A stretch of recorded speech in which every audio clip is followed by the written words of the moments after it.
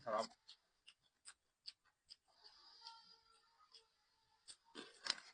At mga pala guys, yung ano, yung pop beans na tinatawag. So ito nga pala guys ay pop beans. So ito ay family siya ng ano ng kung alam niyo yung patani.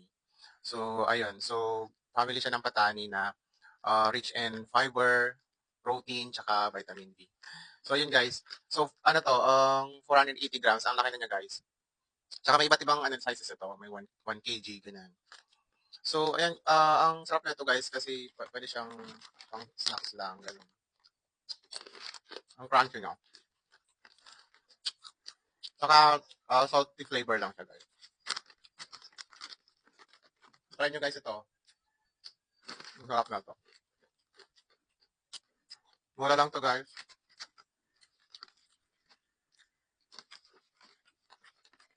Kada kapag nanonood kayo ng TV guys or yun, nag-work, masarap ng papakin. So, gusto nyo na to guys, nalagay ko yung link sa basket. Check nyo na lang. Thank you.